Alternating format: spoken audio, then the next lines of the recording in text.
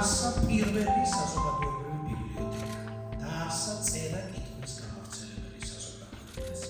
აი ასე ცხოვრობდა დიმიტრი ყიფიანი და ამ დიდი საქმე ამას. განსაკუთრებულად მნიშვნელოვანია, რომ მოგვეცა შესაძლებლობა, რომ მოგვეყოლა იმ დიდ კაცზე, რომელსაც დიმიტრი ყიფიანი ქვია, რომელმაც აუარება საქმეები, რომელმაც უამრავი საქმე გააკეთა და ჩვენ თითქმის არაფერი არ ვიცოდით მისი ამ მოღვაწეობის შესახებ. ყოველ შემთხვევაში უმეტესობა.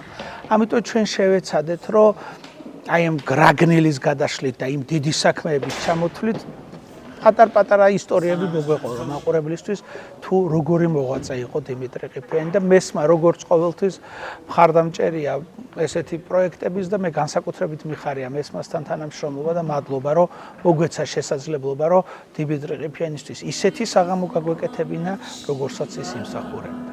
მოფრინდი ჩემს ბაღში მოფრინდი ხოლმე ხშირად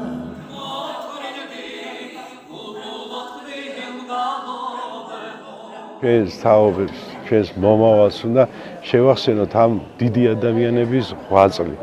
აი ამ ხელა სულიერებით იყვნენ ისინი გაჟღენთილი, აი ამ ხელა თავდადებით იყვნენ ყველა და ეს არის ძალიან ძვირფასი და რასაც მეც შევაგონებთ, ხო იცი, კეთილი ყოველთვის კეთილ საქმეს შობს და არ უნდა დავიშვიროთ ამ საქმეების კეთება რა.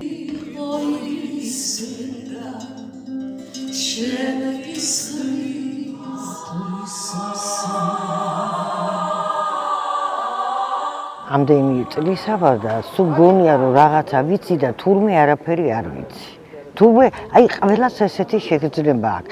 ახლა ასე ვიცით ხო გაგონილი რაღაცა აკაკი წერეთელი, ილია ჭავჭავაძე, დიმიტრი ყიფიანი, ასე ვიცით ვინ არიან, მაგრამ ასე სიღრმისეულად ხო არ ვიცოდით ეს ყველაფერი და დიდი მადლობა ნიკა წულუკიძეს ამ გენიოს, რომელმაც არაერთი საღამო მოაწყო და ესეთი არაჩვეულებრივად წარმოაჩინა ეს ყველაფერი.